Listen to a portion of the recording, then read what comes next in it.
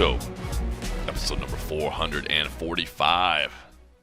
My name is John Morgan, and cold coffee is with me here in the lovely, gorgeous, beautiful Sin City in October. Weather's nice. We're sitting out here at the palatial estate here at the Casa Cold Coffee. The staff has propped open the bay windows here for us so we get some fresh air circulating bay window. here. I didn't even know that's what those are called. I just call those the little windows. No, those are the bay windows over there, sir. And the indention. I know you probably don't visit that part of the estate that often, but it's so far from where I normally hang out. I'm just like, do I want to go to that wing today? Oh, but it's so nice. They propped it open, allowed the breeze to come on through here. And look, man, I know I'm a broken record every time around this time of the year, but I'm just going to say it. If you can make it to Las Vegas in October, do it. That's when the heat is kind of off. That's when the weather gets kind of nice. Although, from all the local complaints and I guess the visitor complaints too, for the next 10 years or so, I don't know if October is going to be the best time to get down here, man. You've seen the continued backlash on all the F1 building, all the F1 construction. People are not happy about it. Hey, I get it. It's one thing because we don't have to go down there all that often. Right. But when we do go down there, it's absolute shit. Like the way that the roads are tore up and their other stuff. But let alone just the way that they're supposedly they're bringing crazy amount of money, and maybe it's going to be all worth it, you know. And you have these people. Anytime you start to seem to shit on the F1, you have these people that come out. Do you realize the amount of money they're going to bring? But do they realize like the amount of clout that F1's trying to like ask these? You know, there was talk of they were going to set lights up and shoot them up into the hotel so people couldn't watch the thing. That's crazy. The walkovers, they're going to paper over the walkovers. They're going to do all this other shit. They wanted to charge businesses that happen to have storefronts along the boulevard. They wanted to charge them thousands of dollars just because. And it's like, bro, been here. They've been contributing to this fucking city. You come in with your fucking event and you think they're going to just run the place? It's pretty wild, man. Yeah. I give two fucks about the F1. And these people are like, they want to come in here and run the town. You know, like, I don't know the kind of money that's behind it or who agreed to it. You know, like they thought like, hey, let's let them tear up our streets and change, in a sense, the landscape. Bro, if anybody doesn't know, they cut down the trees on like the trees in front of the Bellagio. Like they originally said they were going to be relocated. They just chopped them down. Chopped them down for to build the grandstand, right? And so and then they had to like drop concrete into the Bellagio fountains to serve as a foundation. So right now, if you come to Las Vegas, that's definitely on the list of things you want to see. You want to see the Bellagio fountains, and you can't see them right now. So look, I'm not a big auto racing fan, but I get it. Like I've seen the visuals when they're in other cities and stuff, and it is kind of a cool visuals. But I've never been on the ground, seeing it happen. I don't know if this is what it's like in every city, but it's pretty wild. And I've seen a lot of stories of like tourists that are upset because they come down here and they want to see the Bellagio fountains and they want to get around. And so kind of crazy. So, man, I still say weather-wise, October is the best time to come to Las Vegas. But for the next decade or so, if it lasts 10 years, because that's how long the deal is, I'm not sure. I mean, it's not like you could just tear that stuff up once they set it in there. I mean, like some stuff I'm sure they can remove, but like down Koval where they're building the big headquarters and all that kind of stuff, that's there. Yeah, that's just there. Like it's crazy. Like it's shaping this stuff. And I mean, it is what it is. Maybe it'll be very cool, but I'll probably watch it on TV. I'm not going to pay crazy things, but if anything, I'm not even sure if I'm going to watch it. I'll watch like a highlight or whatever.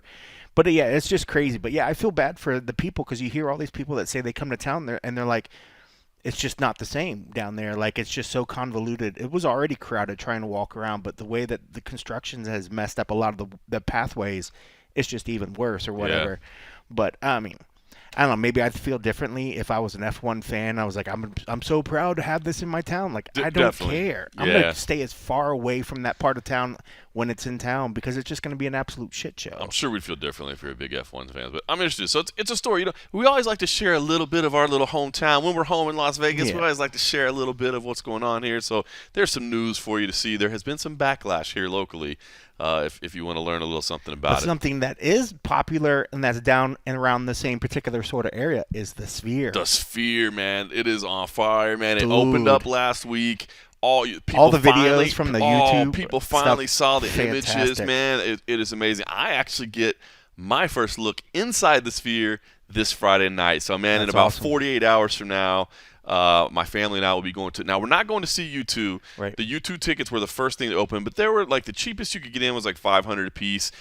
I actually do like U2. I mean, I grew up with them. My wife and my kid, they don't really know that much about U2, so I was like, hold on, man, $1,500 plus fees to a band that they don't really necessarily even know any of the songs. Yeah. I'm like, that's a lot. So we're going to see what's called, I think it's called the Sphere Experience and Postcard from Earth. Or it's got some. They've changed the name of it like 3 or 4 times. Kind of like the Sphere itself. It used to be the MSG Sphere. Now it's the Sphere. It's just the Sphere. It was all kind of stuff. And then it's like not the Sphere, just Sphere. So I'm actually getting my first look inside of it this Friday night for that. So that's what we'll be going to do. So I'm actually pretty. I've been stoked. I've been excited ever since I got to see that Cosm experience up in Utah.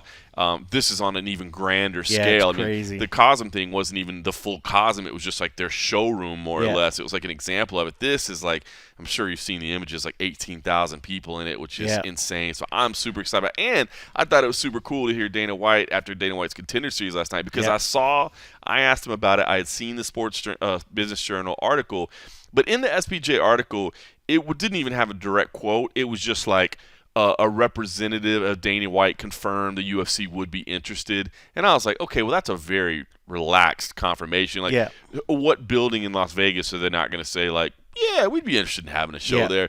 So I got to ask him about it last night, and obviously, he was like, oh, we're going to do this, and I want to do Mexican Independence Day. And, dude, I haven't even seen the inside of it yet, other than the social media clips and stuff, and I can't wait to see that. Well, and that just made me think, like, when I looked at the layout of how that currently is, where it's like the band, it's very minimalist. They have the lights that sort of shine down there, so they're not going to be able to put some crazy rig like they normally do, because then it's going to mess up with the screen. It's all about the screen. I think there's a lot of interesting things that they're going to be able to do using the screen, should they choose to put on an event. I'm really interested to see how the sound is. Supposedly there's speakers everywhere and the sound sounds great. All the videos of YouTube made them not sound very good, but I just chalked that up to it was phone videos. But it made me think of, remember when they did shows at Pearl of the Palms? Yep. So they backed the octagon up against the stage, so you kind of had like a flat background, even though they did have a little bit of stage where they did put some risers up on that. But it's in the sense, it wasn't like a current arena where you had the seating completely all the way around. It's almost like you took the octagon and butted up against the back. That's how I thought it would look for this particular situation, where, if they keep the stage where it is and they just build the octagon up right there, then they'll have the screen immediately behind it, and then they could do a lot of crazy stuff with that. I think that's why I have to do it. Yeah, but one thing I did see somewhere was like, I'm not sure if the floor seats are the more expensive seats or whatever, but I'm hearing that it's sort of mid-level back a little bit, where you get a better view of the screen, since the screen is such a big thing, is the right play. That's instead of getting really trying to get like floor seating that might be an arm and a leg. And this one, it's like, that's not what you want if it's playing to the screen. That's exactly right. So that's kind of an interesting point. So anybody that's thinking about going to the Sphere and buying tickets, that's what we've heard is the initial feedback. And I got tickets late to this thing. We're going to I was like, if we're going, let's go the first night. We're going the first night, the first showing. But by then all the good tickets, were sold out. So we got the cheap seats. So we're like up in the nosebleeds, but whatever. But it's all nosebleeds. It's all nosebleeds, yeah. And they actually said it's really steep and like kind of gives you some vertigo. So we'll see about that. Did you see some of the ones where they had like the plastic or the big glass like plastic thing? So like if somebody was to roll down the stairs, that hopefully that you would hit that plastic instead of like flip up and over or something. Funny. But I'm glad somebody thought of that. That's smart. But yeah, we were hearing that like if you're on the 100 level, which is like kind of the which we would consider like the lower bowl VIP. Yeah.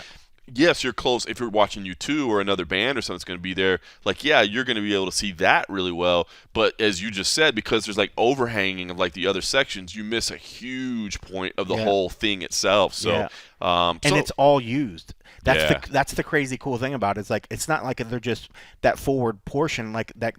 Every bit of that screen is used all the way up. I mean, it was funny when you saw that one clip that I remember seeing where it looked like the ceiling was falling down. Optical illusion. I remember seeing a couple people that were filming that were like, whoa, they kind of almost like fell back a little bit, because it looked so close. And I mean, that's kind of the level I think if I was going, that's where I'd want to be. Yep. Where you almost feel bad for the band because you're so enthralled by the screen, but ultimately that's what it's all about, and that's why I think if it's a fight's going to be there, it'll be a little bit better, whereas like a YouTube, they did artistic sort of stuff. Right. They did really trippy shit that was just absolutely mind-blowing.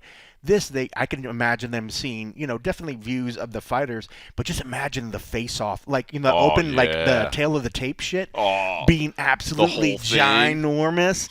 It's gonna be incredible. I don't see why they can then at that point, since to say it's gonna be a fight night, if it was like Noche, it's free. Might as well put some of that shit on the outside, like why not just broadcast it to all of Vegas, like certain portions? It would be the most mind-boggling. It would just be crazy. I think Vegas would lose their shit. Cool. It's funny you say that. You're dead right. That's exactly what they should do. Because even like at Allegiant Stadium, they put like video on the outside, and that doesn't have that has a massive board, but not like the Sphere. Nothing like the Sphere. But it's like if it's not going to be behind a paywall, we'll just put it out there. I agree. Show it. It's funny because the Francis Ngannou Tyson Fury thing, they had an ad on the Sphere already. So they were So like Francis put out like, man, we're the first fight on the Sphere, which is true, factually true. But it wasn't like there's been some visual that have just been like blowing you away, like enthralling. This was just like it just seemed like you took like what was meant to be a TV ad and just wrapped it on the Sphere. So it didn't just blow you away. You know what I mean? But it's cool, man. We've been hearing about this venue for a couple years now. Like I said, a $2+ billion venue, and you just weren't sure how it was going to deliver. And to be honest, even I was very pessimistic, I guess, about the opportunity because people, when it was being built, people right away were like, "Dude, what if they do a fight there?" And I'm like, yeah, but are they going to do a fight there? Like, that seems like a weird building to do a fight in. But, man, hearing Dana talk about it last night, it seems like they're all in. And I didn't even think about it. And it makes sense. The partners that help build it are Madison Square Garden, who, I mean, they've combined to do multi-million-dollar events together. Obviously we're going back to Madison Square Garden in November. I mean, so it's like, check all the boxes, like a futuristic venue that you can do something the world's never seen, a venue partner that you already know how to work with, and everything's going to be there. And I mean, I'm excited about it. I think it's going to be some next level stuff. And you got to think too with like T-Mobile and say some of the other big arenas, say if they want to use MGM Grand Garden Arena, there's going to be a lot more competition possibly for that particular date. I know Dana wants to just go out of the buck and say, hey, I'm going to get that date regardless. How about if they're going to a venue that most of those places, like a basketball game or a concert, well, now a concert could actually sweep in there, but it gives them another opportunity to use a building that wasn't into the rotation in the first place, so that it makes it a lot easier, to have an extra property. When you think about it, even though the venue wasn't even open yet, and this is it's always funny when you go back and listen to old interviews and you listen to those, because you got to remember, the plane that those guys are operating on is on a much higher level than ours of awareness. Yeah. But you think about it, a couple weeks back, Dana was like, "Oh, I'm starting to take Mexican Independence Day," and everybody's like, "Whoa, like Canelo moved this time, but what if Canelo goes somewhere? What if Canelo's back next year and he wants T-Mobile Arena?" And he's just like, I'll go somewhere else. And in our head, we're thinking, MGM, Mandalay, like he would go. And in my head, I was like, well, he could go there because those are, first of all, they've done fights there. Yep. Those are MGM properties, so it's still part of the big deal. But the whole time, I bet even back then, even though the venue wasn't open, he was like, we're gonna see what the Sphere looks like, and that's probably where we'll end up. I mean, in terms of product, outside of like what we saw U2 do, it's built for something like that. Mm-hmm. I mean, like they're so graphic heavy when it comes to some of the shit they lay on the show, and then if it's just a matter of displaying the action in a large screen, there's gonna be no bad seats when you talk that screen. It's gonna be incredible. I mean, why watch the action down there if you got that crazy screen? It's gonna be larger than life, and they can do some crazy shit. I can't wait to report back after I see it this weekend. I'm super excited. I will say I did read an interview by the guy that's like, I guess he's like the technical director or something for U2. He's managed like all their tours since the 80s. Like he's helped create like all the stadium shows that they've done, and all, they've had some pretty elaborate setups and stuff over the year when you think about U2. And he said, I don't see anybody coming to the Sphere that's not a residency, because it takes to make a show that, like you said, like that's really using the Sphere. You know what I mean? That's not just like, we put a show on. You know what I mean? But to use all of its capability, he's like, it takes a lot of planning, and to do it as a one-off is almost impossible. But I guess for the UFC, even if it's one night a year, it's not really a one-off because, maybe it's only 1 or 2 shows they do a year, but if they're doing it 1 or 2 a year, it's not really a one-off, and they can keep those design elements and all those production elements and learn. That's the biggest thing. I keep going back to the lighting, like the lighting, like when you say like a residency, you get your spots. Like there were set spots where the singers and the performers knew where their lighting was going to be. I'm sure the lights there have some motorized lights that move. But the lighting that we see that was in that video, that's not efficient. That's not enough to put on a fight. Right. So then they're going to either have to figure out some way to build some sort of apparatus or, implement more lights. But then at some point you start interfering with the actual screen. But in a sense, there's nothing that says, well, hey, we see the screen right now currently wrapped to the floor level of the stage. Well, let's just raise it 20 feet to accommodate for a lighting rig or whatever or something, but then it kind of defeats the purpose. So it'd be interesting to see how they would do it, because there is some technical sort of stuff that's a little bit different. But, man, that screen would be just fantastic. It would be so bizarre to see action and blood and cuts in 18K or whatever. You just know that they'd have they would use it quote unquote like a jumbotron or whatever. You know what I mean? Like you would have a replay of it. But and people may not understand how massive this is. Like, it's too big to just have the fight there. You know what I mean? Like, you would have big screens, and you'd probably have multiple big screens within that screen. But then you'd have data information off to the side. There you go. Coaches' cams or some shit. Like there's so much screen. Social media feed, artwork. Like it'll be crazy. That would be nuts. It'll be nuts, man. If they can pull that off by next September, man, that would be pretty crazy. So I will definitely report back to you guys on how this thing goes. I guess I'll maybe drop a couple first little hints on it on Saturday night on the and a half episode for everybody that supports us over at patreon.com/the MMA Roadshow, because we will be doing an and a half episode, and I will be doing this on Friday night. So we got the weigh-ins Friday morning, and then the Sphere Friday night.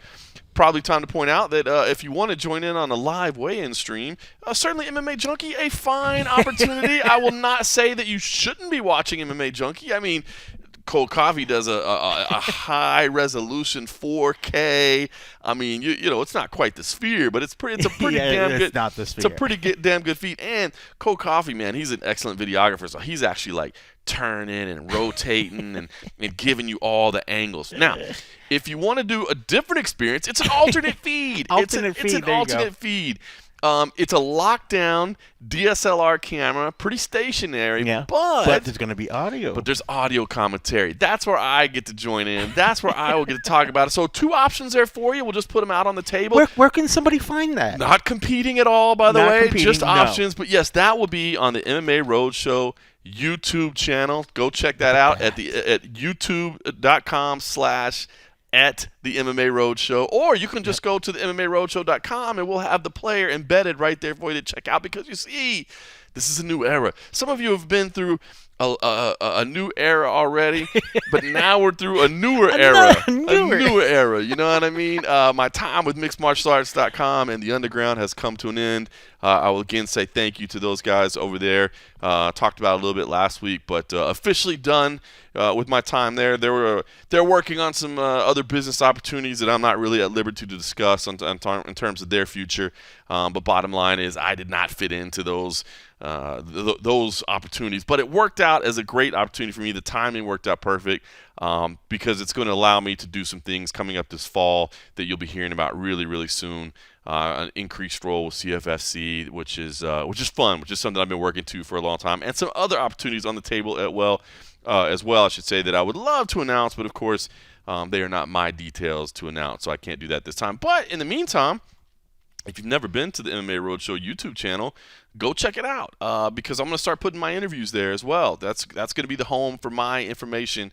It used to just be kind of a repository for the podcast, and really it was an audio version, but we put it on YouTube just so we had it there as well. Mm-hmm. But now you're going to be getting some of my exclusive interviews over there. Look at that. It's growing. You know what I mean? And this is something that's ours. And so anyway, just something to look at. So Friday morning, if you've enjoyed the live weigh-in shows that we did over at the Underground, that we did with mixedmartialarts.com, thank you. Appreciate everybody that's supporting us. It'll have a real familiar feel to it, but now it'll just have a new location. So I look forward to seeing you all on Friday morning, bright and early for the official weigh-ins. For UFC Fight Night 229, Dawson versus Green. We just got done with the media day. We'll talk about that a little bit in just a moment. I guess I'll just ask you, this past weekend, a rare non-UFC weekend, did have some mixed martial arts action, of course. You had the PFL that was over in Europe that was a little bit frustrating for everybody, I know, because it wasn't streaming or airing live in the United States. I know everybody still that wanted to watch it found a way to watch it, but I know it was a little bit frustrating. Again, I'll just throw it out there now. Trust me, the people at the PFL, they wanted it to be seen over here. I still don't know the exact reason it couldn't be seen, but I guarantee you it's not just because nobody thought people might want to see it, especially with the high-level free agents that were debuting there on the card. But it ended up being an entertaining event. And, of course, you also had one Fight Night 14 as well, where you had a real – and I think a lot more people did take this in, man. Of course, you saw the retirement of Angela Lee, emotional stuff there, which means that Stamp Fairtex not only won the interim title, but it was actually promoted to full champion status, which means she's now won in 3 different disciplines for them, which is pretty amazing.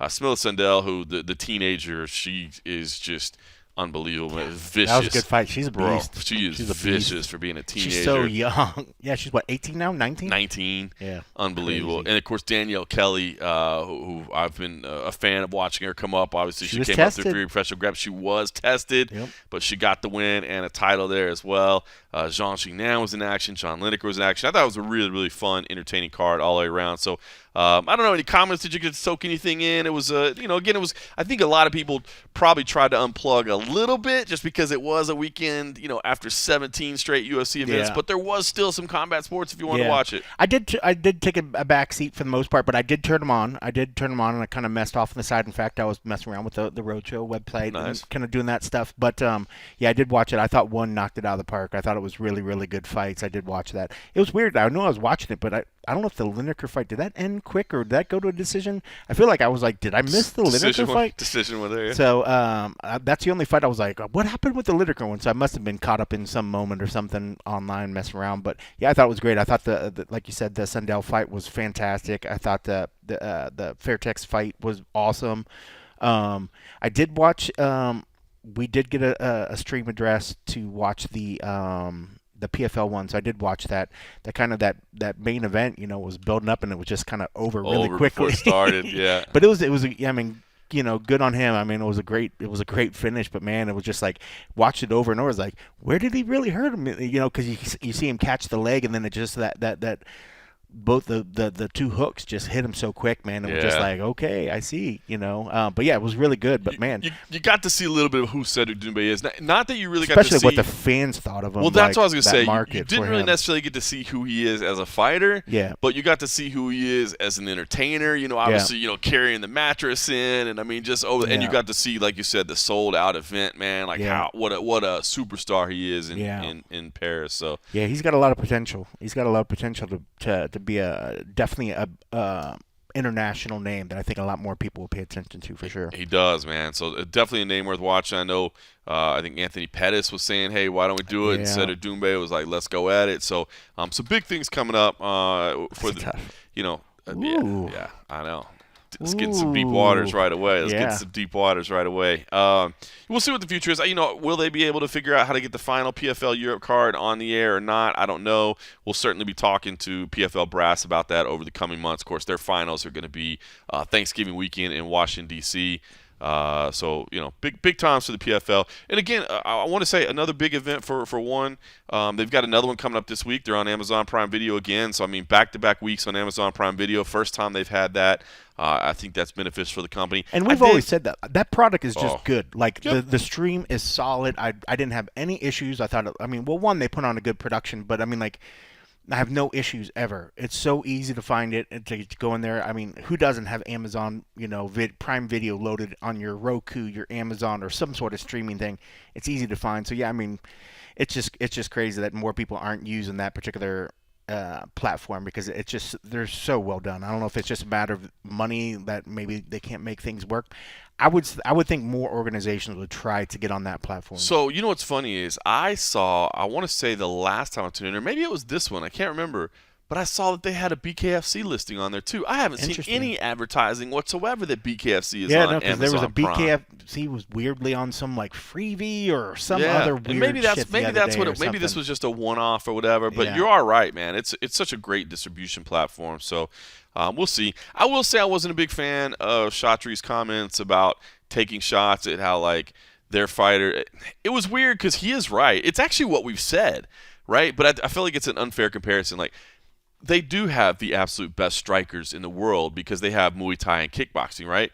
But they have the absolute best strikers in the world that don't have to grapple.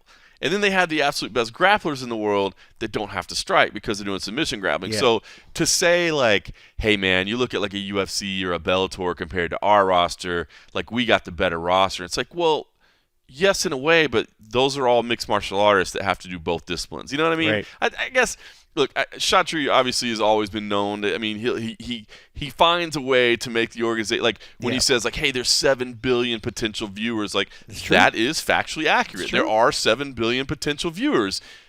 Probably not 7 billion watching, but I get what you're saying. So it's, promoters promote. I'm not always one of these ones that holds people to too much. Dang it, why does he say this? Like, remember what his job is. He's supposed to be promoting his brand. But I did think that was a little bit of it was a fair comparison. It was a fair statement, but it was also an unfair comparison because you're comparing strike. It's like, it'd be like a boxing promoter saying that, like, have you seen the level of boxing in the UFC? Like, we clearly have the best boxers on the planet. Like, well, yeah, you do because you're promoting boxing. So, anyway, I thought that was kind of interesting. I was like, yeah, it's factually correct, but come on, man, let's settle down a little bit. But again, I'm a fan of the product. I'm a fan of all of it. But all right, listen, we're back to work this week as well. Bellator 300 is down in San Diego. Big card for them. We know now, not the final Bellator card. A lot of people were saying, thought it might be the final Bellator card.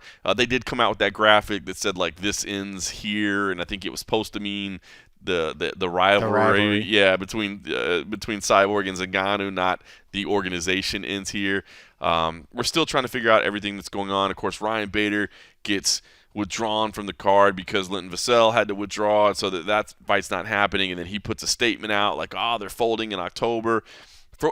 I had interviewed Ryan Bader a couple days before.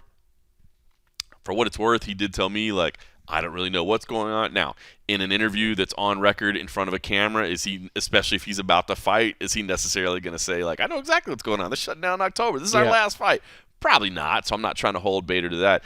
I've seen all the tweets. I've seen all the reports. We've talked about this. I'm just going to tell you, I haven't heard this thing evolve much further from all the people that I've talked to, which is everybody believes the PFL Bellator thing is going to happen. Nobody knows exactly when it's going to happen. Nobody knows exactly how it's going to operate, although I have heard that Bellator will continue to operate for at least some time due to some contractual obligations. As Bellator, right. And then, but who knows? So I don't know. Bellator 300, I will say this, and we've talked about it for a couple weeks, but I'll just say it one more time. You look at 300, you look at 301, it's a lot of fights on both the cards. Yep. And it feels a lot to me like clearing contracts. Yeah, exactly. It's like, let's get these contracts done. Yeah. Maybe they don't want to absorb. Maybe the new organization doesn't want to absorb all these contracts, so let's get rid of a couple. Or they'd have to pay them out as part of a deal of a buyout or something. So I could see if that's the case and you were negotiating a buyout, wouldn't you be like, hey, I don't want all your guys. You think maybe you can beef up a little bit on these last two and burn through a couple or a couple of those. The more expensive ones. Again, that's all speculation. We don't know that for sure. Yeah. And you know what? It could be even a simple situation of, look, we don't actually know what's going to happen for a couple. Maybe it's something as simple as this. Like, look, we're going to take you over, but we don't intend to operate any more Bellator events until 2024, at which point they go, well, look, we've got a whole bunch of contracts that would fall into default if we don't give them any fights. Yeah. These are the fights. What do you think?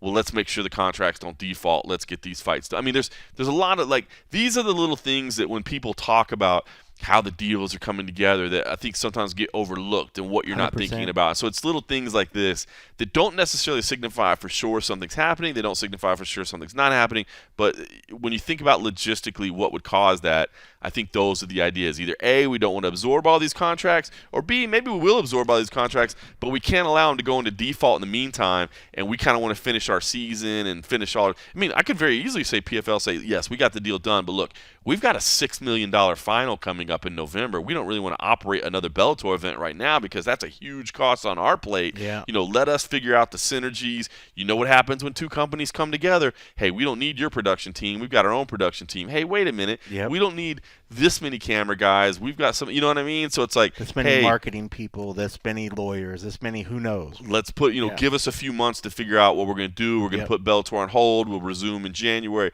Again, this is just me thinking logistically through the business. I don't know either way, but yeah, that's just kind of some thoughts I had about that. I know we're not making a trip down to San Diego, so we're not really covering the Bellator card so much, but you do have Cyborg Zingano in there. You do have Nurmagomedov in there versus Primus, which is good. Carmouche and McFarlane, which I'm a little worried that might turn into a bit of a sparring match, but we're going to find out. I don't know. Anything standing out to you, or just thoughts overall about Bellator 300, the historic 300? Well, I mean, it certainly had a lot more oomph to it when there was quite that possibility that it was going to be the last one. I wasn't sad that I wasn't going to be there, but it was definitely something I was going to watch. I am interested about that Cyborg fight. I think that's going to be a tough fight. I'm interested in the Carmouche fight. I think that's going to be a good one. But yeah, I mean, it's interesting, but I mean, I had a lot more. I'm not to say I had more care, but I did have more interest when I thought it was going to be the last one, because then it's like, okay, you don't want to not pay attention to the last one. Right. But now it's just like, okay, well, if it's just going to be business as is, sort of, I'll just key into those main ones. But yeah, I'm interested. I'm definitely interested to see Cyborg, how she's going to look in there. It amazes me that she's still, not that she's still fighting at a high level, because she was so leaps and bounds ahead of people for so long that now the competition, it's better for her now because she's not quite the same, but she's still such a beast, man. But no, it should be interesting to see that one. But yeah, no, I think it's a good card. But I am bummed that Bader and Vassell is not there anymore. I think I picked Linton on that one. Yeah. Because I think a lot of the staff went Bader. That was one I was trying to catch up. I'm close to the top. I'm just trying to find those little fights, and I think that was one of the ones that I could have leaned towards Linton on that one. It's so funny what you say about Cyborg, right? Because I struggle sometimes going back and forth about who the women's GOAT is, right? Because I kind of just say Amanda Nunes because they're probably the two best, and they fought, and Amanda Nunes won, right? And I don't really have a problem saying that. But I also don't have a problem with people that come back at me and say, nah, that was one night. Yeah. Yes, they went together, but it wasn't even a minute. You know what I mean? And if you look at their bodies of work together, I still go Cyborg.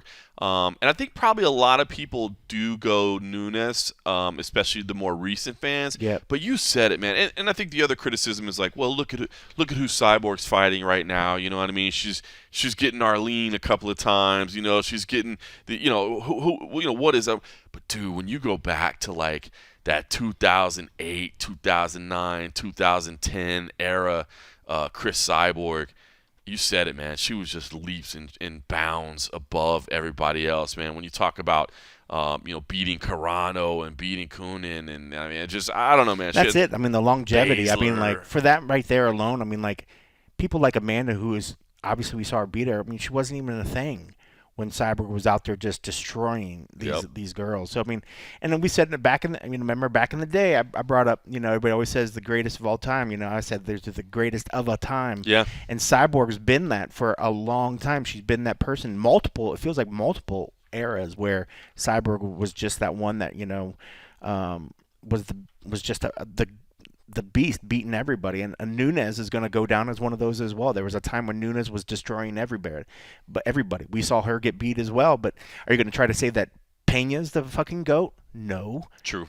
But like Juliana Pena is a badass, but like in terms of what she's done and who she's been able to beat and just the overall reign of that full body. Yeah, that's it. I mean, it's just not the same, but you can't take that away that she beat the one that most people consider the GOAT, True. So it's like if you do the MMA math, if you're willing to say a Nunes is better than Cyborg because Nunes beat Cyborg, then you have to say that Pena then is she the lineal champ? She's the one now, you know. So it's like no, it's not the same, and you can't disregard what Cyborg has done for so long. And when people think back to women's MMA, when it actually people started paying attention to it. Cyborg's been the one that's been destroying the pioneers of that for so long, But Yeah, it's a credit to her that she's still out there doing it at such a high level. I feel like we've been watching her for 50 fucking years go out here and just destroy people. So it'll be interesting. There will be a time when it's gone, and it might not be that far away. Yep. But I feel like we've been saying that for a while long time. Yeah, it's crazy. To soak it in while you can. I hate that they're going head to head because it's gonna be tough to soak in both. Dude, Usman Nurmagomedov. Have you looked at the odds of him over Brent Primus? I mean, clearly he was going to be the favorite coming in. What is it, like more than 1,000? Dude, I've seen anywhere from minus 1,500 to minus 2,000. Wow, that's crazy. That's crazy. I mean, it's Primus not crazy. Is a dog. Primus is a dog. He is. He's tough as nails. Most people have that kind of respect for Usman. So, and then Primus has had some injuries. He's had some things. I think that just that. Usman's not had that. He's not had that wear and tear on his body. He hasn't had that stuff break down like that. So, anytime I see somebody like that, what Primus went through, I remember that fight. Who was that? I can't remember who it was against. Where it was like his ankle or knee or whatever was like. That was Chandler. Chandler, wasn't it? Yeah, where it was just like, I can't believe this guy's still in there. But that's the kind of shit that like, does anybody ever fully recover from that? Like that's got to be in there somewhere. So. That'd be interesting, but yeah, Primus is a dog, man. He's tough as nails, but yeah, to hear somebody putting him above plus 2,000 or something, that's just crazy. It's nuts, man. That's just crazy. That's like what? Yeah, that's just crazy. They either know something to do that sort of odds, like they're either assuming that he's injury prone or that he's going in with something, because that's just MMA crazy. Fight, like anybody can slip on a banana peel, man. It's crazy. And by the way, Carmouche is a pretty significant favorite over Lee McFarlane. Not surprising there.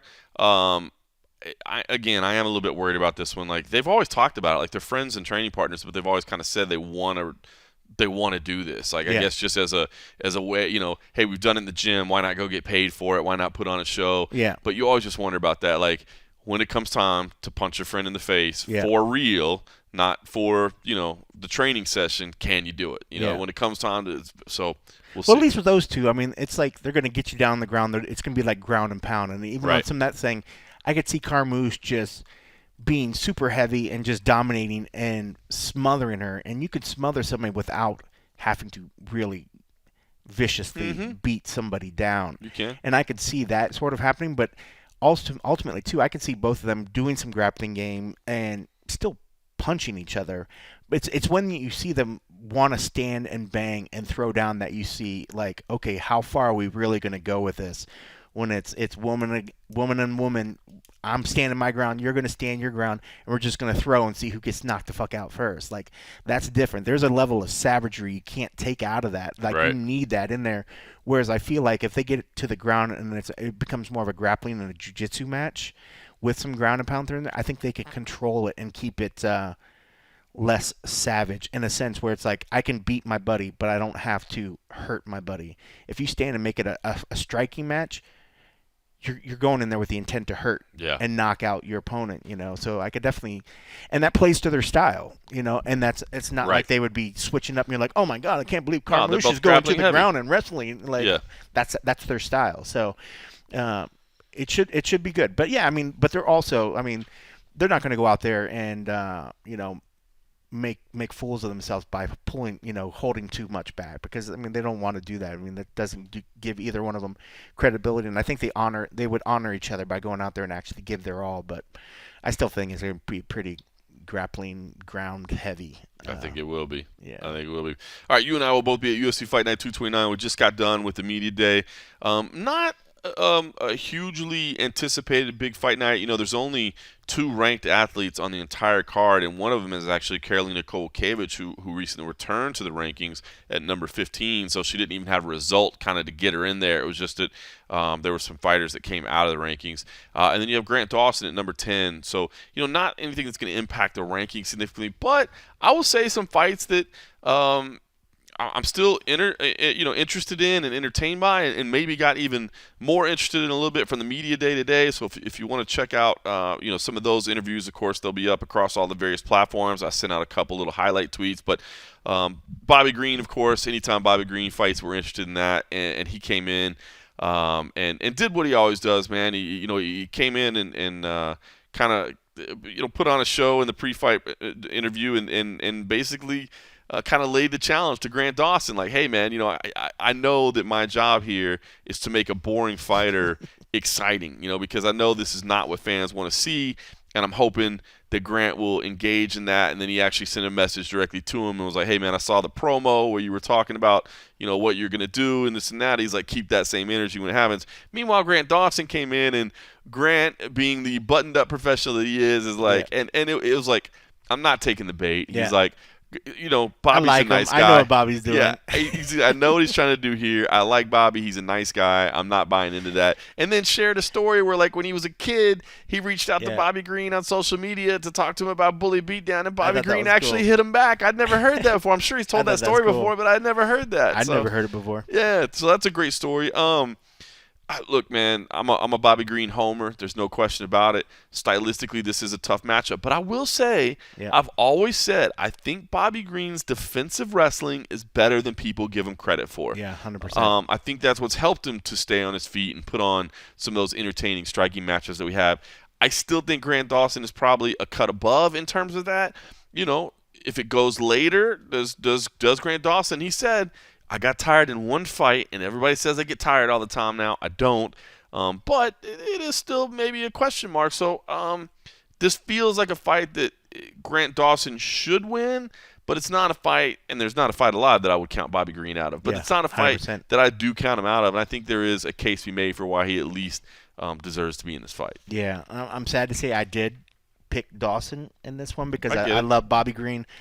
But, I mean, the main thing, and Bobby has a good way of doing it. He's kind of got that Nate Diaz factor where he is able to draw people into his fight, and I think that bodes well for him. If he can make Dawson want to make this a striking match, give him that thought like, no, bro, let's keep it standing. Let's stand and bang, like I'm going to do some stuff. Because, if he starts stopping a couple takedowns, the fight's going to stay standing. And if he can lure him into that, I think that bodes well for Bobby because Bobby's got great power. He's got great head movement.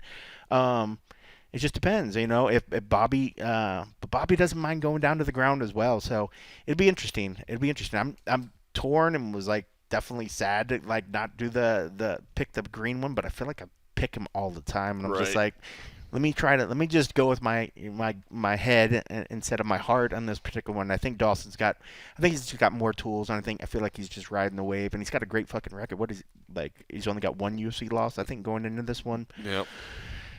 It's tough to discount that, but man, Bobby's always got a chance. He's got a way of making those fights just go to his way and his pace, and if he's able to do that, it bodes well for him. It does. He's got power, man. Joe Pyfer, Abdul-Razak Al-Hassan in the co-main event. I kind of hate this fight as well because I like both these guys. Abdul-Razak Al-Hassan I've been a fan of from the first time he got in here. I've also, from a compassion side, have felt awful about the human story that he had to deal with and everything that he went through. Meanwhile, Joe Pyfer, came through CFFC. I've commentated fights with him. Obviously, he's a fun fighter to watch. Proud American. Yes, he is. They both had some really good media experience. It was funny because we saw them run into each other in the hallway right outside the media, and I'm like, uh-oh, this is not going to go good. And they actually looked like they were kind of exchanging pleasantries a little bit. Yeah, I was like, shook hands or whatever. All right, that was good. So then I thought they both had great media sessions today. Abdul-Razak Al-Hassan, talked about the fact that, look, he is more mature now, and unless you bring up the name Joaquin Buckley, in which case he just immediately snaps into the fact that, I don't like that guy. But he's look. I'm maturing now. I understand that yes, I have to be intense, but I don't have to be intense all week. I don't have to try to argue with you in the hall. I got to wait until Saturday night to turn that on, and then I turn it on, and even then, I can't be as intense as I used to be. I got to be a little bit more patient. I got to approach it in a little more measured manner, and I think that's smart. Meanwhile, Joe Pyfer, boy, he got into it too, man. He started going off and saying. I don't think I've ever seen him like that before. Fired up, man. Yeah. Absolutely fired up. Just saying, how he understands that there's some maybe animosity that comes along with the fact that he got that attention from Dana White early on. You know, as Tony Ferguson would say, maybe he got a little bit of Dana White privilege, right? Yep. And he's like, I don't feel hate from other fighters, but I feel animosity. Like they're like, hey, you don't deserve to be that. They kind of call him like B. Joe Pyfer, like kind of mockingly or whatever. And he was like, F you, I deserve to be here. You know what I mean? Like I'm supposed to be here. And I don't know. I thought it was interesting because he was definitely kind of shooing away the haters, but also saying like, man, that's the kind of mindset you have to have here. Yeah. Like, what are you doing if you don't believe in yourself and you don't at your core think that you're better than everybody else here? And I believe I am. So I don't know, he was fired up. If you want to see a fired up Joe Pyfer, definitely go check out those videos from today. Yeah, in the past I feel like he's always been very, not reserved, but he's been very choice selective in the way that his emotions have came out in these other, post-fight and pre-fight interviews. This one I felt he was very, very, much more honest and open and bare and confident. I think maybe, and that's part of the whole embracing the thing, is he's confident in his thought patterns and what he was saying. He didn't feel like he needed to go up there and just, I don't want to upset anybody. I don't want to like ruffle any feathers. He went out there and said what he wanted to say, and I love that, and we've said that, we've talked about it in the past too. Like, you go watch sporting fans in other countries and everybody embraces their fighters, and he's like, I don't understand why people here are always shitting on the American fighters. Yep. Like, we're your fighters. Like, why are you not like repping us? I'm going to come out with the flag, So I hope he gets a pop. I was looking at the sort of the YouTube chat as he was going on, and that message was resonating with people, Yeah. So it's weird because sometimes it usually resonates with just the loudmouths that just want to. I'm like, well, why aren't you guys out there cheering if you just want to be a loudmouth? But you're like, you see something online, they're like, yeah, brother, I'm with you. But when they get in the room, I'm like, where are you at? Where are you guys at? Why aren't you there cheering or whatever? But yeah, I liked his confidence. He was saying the right things. I really enjoyed hearing him today. But man, and he's a big boy, man. He's huge. He's fucking huge. He's huge. Yep. Like, I mean, Hassan, he's strong. He's jacked. I mean, but man, Pyfer just big, man. Joe Pyfer could be a light heavyweight easily. He's a big dude. Easily. And one day he will. I mean, because he still looks like he's growing into his frame, So, but if he makes the cut, he makes the cut easy, man. Boy, stay at this weight, man. It's a really, really good. But yeah, I'm very, very excited for that fight. Should be fireworks. Somebody's gonna get finished. Yeah, and Abdul, like, bless him, as long as he said like, oh, I realize I got to be patient. As soon as the firefight starts, like he's that's just in his nature. And I definitely didn't feel like, it was brought up of whether, because he talks a lot about Buckley. I mean, like, the guy does not like Buckley. He wants to just straight slap him anytime he sees him.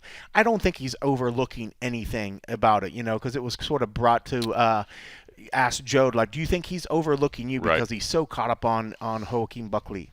I don't think that's the case. I don't either. I think it's just there's just hate that is between these guys, and they just happen to be in the same thing. And obviously the UFC knows what they're doing because they keep having these guys orbit around each other constantly, whether it's the same fight week or right around there. Like, they're always by each other. They understand, like, the heat is there. And then I think also they realize that at any moment, if a fight falls out, maybe we can make these guys somehow fight. They might have to do some weight cutting and do some, shifting around. But I love it. I love the heat that they do. But I do not think he's overlooking Pyfer because he's pissed off at Buckley being there. I think that's just, those dudes just do not. It's just, what is it, oil and vinegar or something like these dudes. Oil and water. Oil and water. Oil and vinegar go good together. Oil and water, not so much.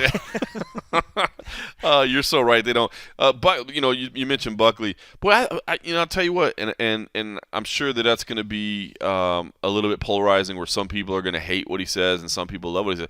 But I thought what he said today was very fair about the fact that he's just tired of the other fighters that don't promote. Like, guys. Yeah. We're in business together. Like, even though we're going and trying to embarrass each other and we're trying to knock each other's blocks off and whatever, he's like, we're in business together. And he's like, you've got to want people to tune in and watch you fight. And he said, look, I think some of it stems from the fact that guys don't truly believe in themselves, so they don't want to put themselves out there too much. And I'll be honest with you, I can't argue with that. Now, granted, it is this sport is a mental, psychological torture chamber. You know 100%. What I mean? And so it's got to be 80%. Oh my God! And that's why I've always said, like, if you say that you don't like a fighter because they're cocky, I'm like, bro, you kind of have to be cocky. You have to be almost delusional at how good you are to do this.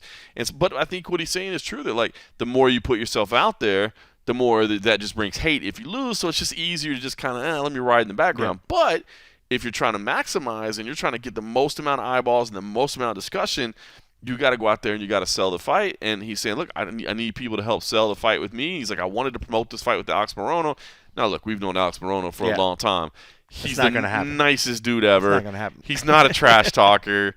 He's not a big social media skit guy or whatever. You know what I mean? That's just not who he is. So that's a tough matchup. And I guess that's another thing too is if it's just not in you, it's just not in you. You can't be You have fake. to have a dance partner for it. You do have to have it. But I did like the fact that he did say, I'm up here, I'm going to talk all this stuff. He's like, but if I lose and if I don't put on a great performance, I'm going to be back here apologizing for it, So, I mean, he's saying all the right things, which is it's 100%, what we would want anybody. If you're going to go out and talk a good game, and if you have to eat crow at the end of the night and backstep a little bit, do it. But don't not do the work at the beginning, Mm-hmm. So I'm welcome, man. I'm telling you, man, for this kid, I mean, he's coming in, man, but he's got his head on straight when it comes to what he needs to do. And part of that is why the UFC is embracing him and pushing him for it because he's doing 100%. the right things, So 100%.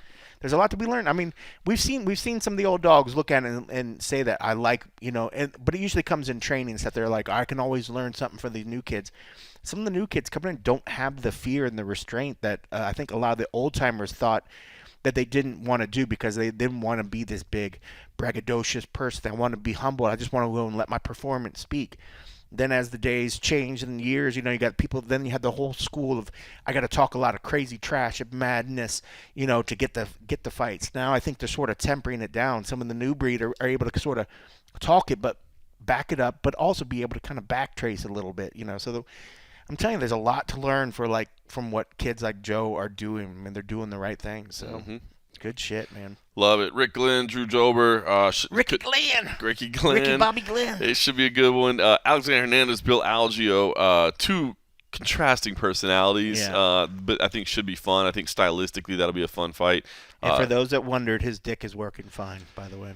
Yes, he was asked that, and he did confirm that everything is working properly. And then we did speak to Felipe Lenz and Ian Cutelaba as well, which, by the way, I mean, that was just kind of a highlight for me. Was Iwan came in there dressed in the suit, clean shaven. I mean, that was a whole different thing. It was businessman Iwan Cutelaba. So I saw on the YouTube chat, someone was like, he looks like Conor, like he could be related to Conor because Conor kind of swolled up a little bit too. I was like, I see it. But yeah, he looked very, very different. But he's always been a sharp, good-looking dude, So we've seen him come out there and dressed in more of like gigolo's not the right word, but like in silk shirts, like half. He's always had up. style. He's always had a This was the style. first where he was in like the three piece, and then exactly, and then when you talk about you add the clean shaving on top of it, it was just like he still had a little bit of stub. I don't know if you did a little stub. Okay. But it was still like well, that just goes to show the difference with the nice 4K feed, bro. I didn't see the stubble. I just thought my shot was a little grainy. You know what I mean? That's awesome. Oh man, I didn't get to see that. All right, listen, man. It was a long media day today, so I don't want to keep it too long because I got to run to my kids' soccer practice here in a little bit. We did get kept a little bit long today. The schedule got a little bit out of place. Somehow these media days just tend to be 5-6 hour ordeals. It was a long one. Like I said, weigh-ins on Friday. We'll have the and a half for everybody at sports over there. Appreciate it. By the way, this is a new era. This is a new era. So anything you can do, if maybe you've been thinking about leaving a little review or leaving a little rating wherever you listen to podcasts, and you're always like, yeah, but what am I gonna do that for? Hey, now more than ever, we would certainly appreciate it.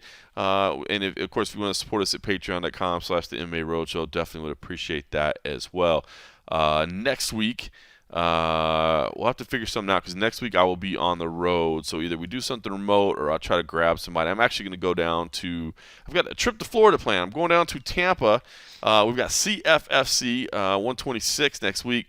And, man, I cannot wait till all the announcements. We're Is your boy gonna be there? Close to making announcements. I think he's going to be there. Why don't you grab him for a segment? Well, he doesn't come. Oh, but he doesn't come in until later in the week. Yeah, I go a little earlier in the week. He comes in last second. He's Friday. Maybe he's got new stuff going on. We'll see. We'll see. If you hit him up early enough and say, "Hey, why don't you come a day early? Come a day early, bruh, so we can just hang. I want to buy you like a coffee and let's just record a segment." Yeah, I don't see that happening. Yeah, 100%. Who knows? We've talked about doing some stuff before, so we'll see. But yeah, we got a lot of announcements coming with UFC. I cannot wait till they're all official, and I think everybody will understand a little bit more about why I need some more free time in my life, and didn't have time to do this. So I did want to bring attention to something pretty cool I got to do last week, and put it on your radar for everybody because I think it's going to be really cool, especially for hardcore MMA fans. So last Thursday, I think I get to talk about this. I did taping for a documentary series about the Gracie family. It's just entitled Gracie. It had been announced before, so that's why I don't think I'm speaking out of turn here. But it's an ESPN Films, so it's a pretty big deal. From my understanding, they're looking to make it like a 5 or 6 part series. Probably not going to be released until early 2025. So I mean, they still got a lot of work. So that's why I'm putting it on your radar now, but not saying like, hey, it's coming out immediately. But just remember it because I'm telling you right now, the director's name is Chris Fuller, and he handled the interview. And I cannot explain to you how well detailed the interview was that we had together. I probably shot with him for a little over an hour. And, I mean, there were things that he was asking me about that I didn't know about. There were things that he was asking about that I had completely forgotten about, through the Gracie lore and just the family. I mean, this dude has gone back and researched from the time the Gracie family was over in Scotland, like before they even made their way to Brazil and started down this venture that, eventually came Gracie Jiu-Jitsu and led to the UFC and all those things. So I'm just telling you, just from my segment alone of the interview questions that he was asking, I cannot wait to see this documentary. So I definitely want to put that on everybody's radar. Again, it's still a ways to come out, but it has been announced by ESPN, and it is just entitled Gracie. And by the way, the house, we shot inside this house that we went over there, and I was like, what is this place? And it was actually the final home of Michael Jackson in Las Vegas. He didn't die there. He actually died in Neverland Ranch, but he was renting this house in Las Vegas, and it has like all this. It has like Michael Jackson stuff in there, but it also has a whole bunch of Liberace stuff in there that I guess Michael Jackson. He was a huge Liberace fan, so he collected like all these artifacts and all these things, and I guess they decided like. I guess he was the final rent. I don't even think he owned the house because he had Neverland Ranch, but I think he rented this. And I think, once he passed and there was all this stuff in there, they decided to make it. Toys and shit like that. Wow. I'm just kidding. Jeez. That was just low hanging fruit. That was low hanging fruit right there. Don't make another joke off that one. Anyway, this house was incredibly unique. The house doesn't factor hugely into it, but it was just cool for me to be in there because I'm like, what is this place? You pull up on the property cool. and then got to see the history of it. Like, I was literally just walking around, like, taking pictures of the stuff that was in the house. So it was pretty neat. That's cool. It's still there. But I wanted to put this on people's radar because, dude, I'm just telling you, from the detail that he was bringing to the interview, I think this story is going to be pretty phenomenal. I know he's taped with a ton of the Gracies along the way as well, too. So, I'm excited to see that. The other thing I would have mentioned was, and you probably didn't wake up to do it because you don't have a kid, but my kid actually wanted me to wake up last weekend at 6 a.m. to watch this Toy Story version of the NFL football broadcast. Did you see this? Did not. Man, I don't even know if it was on your radar that they did this, but it was so cool. Now, this is going to sound kind of weird, but obviously now AI switching out stuff. Basically, there were trackers on everybody on the field, and they just converted that tracking information into like a Toy Story version of the game. Like all the characters, it's happening in real life, in live action. Maybe there's like a minor delay because of technology, but it's basically live action, and it's a little like Toy Story figurines or whatever. But it was interesting, and I heard I've seen the ratings numbers for it were off the charts. But it was super cool because it was very educational about the game, like simple things like the first and 10, the down marker or whatever. It was actually like that Slinky dog from Toy Story or whatever, right? And it'd be stretched out for 10 yards, but they'd be explaining like, well, you have 4 downs and you gotta go 10 yards, and just basic principles that, because football, you grow up with it and it's like, well, we all know it, but it's like it's a pretty complicated game with all like at its core it's simple, but it's got all these little details. So anyway, I just thought it was really neat. And then like in between, instead of commercials, they actually had like trivia. They'd have like NFL trivia, Toy Story trivia, just to kind of keep back and forth. Anyway, I thought it was super cool. My kid doesn't normally sit down and watch a whole football game. He sat down and watched the whole football game and was enjoyed by it. And I thought it was neat and my initial thing was, and I actually tweeted about it, and I had a bunch of people to say that I was crazy. But I was like, could you do something similar, but like with the UFC video game graphics? And my kid actually even told me, he was like, yeah, but those graphics are already so realistic. It's not cartoony enough to make it like different. Like they already look pretty real. Yeah. But it just made me wonder if there's like something you could do with the video game engine to help maybe introduce and educate the sport to a new generation of fans. Because that's what it is. At the end of the day, right, what's the point of doing a Toy Story broadcast? So that kids watch the NFL, they learn about the NFL, and they become a future consumer of the NFL. And I just wonder if the UFC or mixed martial arts, I mean, obviously the UFC is the only one with a video game that has graphics like that out there, but I just wondered if there's something that could be done to help kind of, educate younger viewers. That's pretty cool. No, I did not wake up early for that. It was cool. And then, by the way, woke up early for that for my son. And then, by the way, that night I was watching the Taylor Swift game, of course, for my wife. So I watched a full day of NFL. Yeah, it was the Toy Story game in the morning. Then the Cowboys played in the afternoon, and then the night game was the Chiefs. So Taylor Swift was there to see Travis Kelce or whatever. Kept her on the screen. Yeah. So I was like, "What's the Taylor Swift game?" I mean, yeah, because she's dude. Yeah. I think they cut away to her like 17 times. Was that the one where she was there? But she was there with all those superstars. Yeah. That was a pretty stellar box. Look, I saw a lot. Never mind. Box seats. I'm sure her box is stellar. By the way, I mean that's Hugh this thing's gotten off the rails. We're not even drinking right now. This thing's gotten off the rails. Ryan Reynolds. There were some other ones. Well, it was funny. So I saw a lot of people, and again, social media. But I saw a lot of people pushing back, like, I'm never gonna watch the NFL if they show. I'm like, look. My wife doesn't watch that many full football games. Yeah. She sat down and watched a full football game. So to me, I kind of praise the NFL for just leaning into the moment and being like, dude. That's it. You just got to lean into the moment. Yep. I mean, they'll get over it.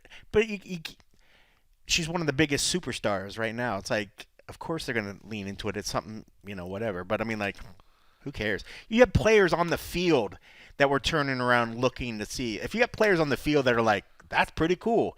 You can settle down, armchair person. My wife will be over soon. She's up on the screen for. She's not hard to look at. They just hate. Just hate her.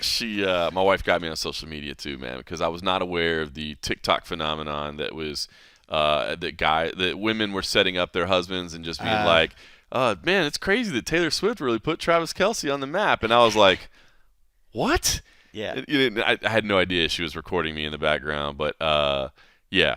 That was a trend to see what husbands will say, and obviously I didn't get worked up about it because I'm not that passionate about it, but I was like, I can imagine some dudes got worked up. Oh yeah, about it. I was like, I mean, she's definitely a big superstar, but like he's won 2 Super Bowls and like hosted Saturday Night Live and like has a big podcast. I'm like, tons of commercials. Yeah, I was like, I don't know if I'd say she put him on the map, and he's like, oh, I'm just kidding. That's very funny. I didn't see it, but she busted me. She put that, and then the other one though was like there was another trend that was going around that was asking like for women to ask men how often they think about the Roman Empire and to see what their answer is. Never seen that. Yeah, and just but it was just to like text. Yeah, again, these are stupid TikTok trends. There's no reason you should see it.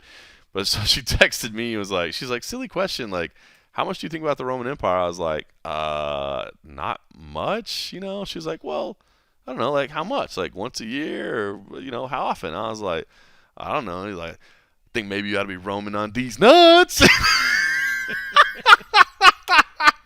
And she was like, you're stupid. I'm like, you ask me a stupid question, you get a stupid answer. What do most people respond back to? I have no idea what the thing was. I think they were shocked to hear like people would be like, well, yeah, because I think about all the, No. I was like, I don't know. Maybe when somebody mentions the Coliseum. I was like, what's the punchline? Well, I know. I think they were just like making fun of people of like how surprised. Like it seems like the most random question, and people were like, well, yeah, sometimes I think I'd consider what it would be and how this. And I was like, I gave her a D's nuts joke. And I was like, so John Morgan's never growing up. Well, it makes sense. Yeah. D's nuts happen. All right, we've gone off the rails. I need to get to my kid's soccer practice. I'm sure he's going to be really proud of me if he hears this one.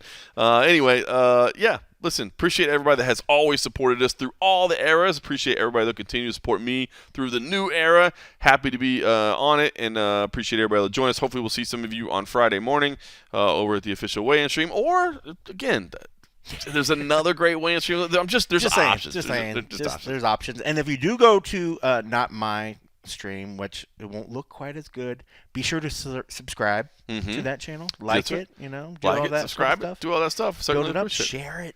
Tell your family and friends to subscribe. There's stuff happening on there. Yeah, there's happening. More than anything, though, just thanks for listening.